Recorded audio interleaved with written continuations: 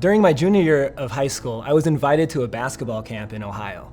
It was one of those camps where a bunch of college coaches were going to be there evaluating talent and hopefully offering people scholarships. Well, the very first game that we played at the camp, I was matched up against a high school kid from Arizona. His name is Mike Bibby. Some of you might recognize that name who are basketball fans. Well, from the very beginning of that game, I found that he and I were in totally different worlds when it comes to basketball. It was as if he was moving in fast forward, and the best way to describe me was, well, I wasn't moving in fast forward. And in fact, I played poorly the entire camp, and no college coach even had a small conversation with me. Now, after the camp, I felt disappointed. And I'm guessing you can understand why. I had these expectations that didn't end up coming to light. But it was more than just disappointment. I felt depressed. Depressed to the point that I felt like a total failure. And at the time, I don't think I even understood why I felt that way, but looking back on it, I think I know. What had happened is that I had, for years of my life, found my primary identity in being a success on the basketball court. And when I was no longer a success, or at least perceived that I wasn't, it made me feel like a total failure.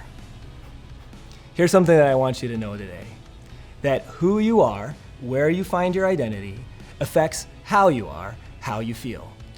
And if you find your primary identity in the things that you do, or how well you do them, or how much of a success you are, at a certain point, we're all going to feel like I did at the end of that basketball camp, as a failure. But here's the good news. You don't have to feel that way. Because while there might be still disappointments and failures in life, if they are not your primary identity, they're not going to rock you to the core like they did for me at that basketball camp. What's your primary identity? Who are you that affects how you are? You are a child of God. And when you recognize that your primary identity is all about what God has already done for you through Jesus, there's this amazing calm and stability that happens in your life, even in the most disappointing circumstances of life, like a basketball camp where no coaches talk to you. So here's what I want you to do.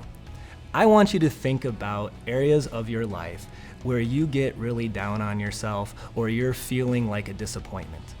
And then I want you to remember your primary identity is as a child of God and see how that affects how you're feeling. Because who you are affects how you are, and you're a child of God. If any of you have an example of how your identity in Christ has made a difference in your life, please comment below and then hit subscribe, because tomorrow we're going to talk about how identity shapes activity. I know something about you. There is someone who thinks that you are wonderfully and fearfully made. And this is not just some random guy on the internet that thinks this. It is the one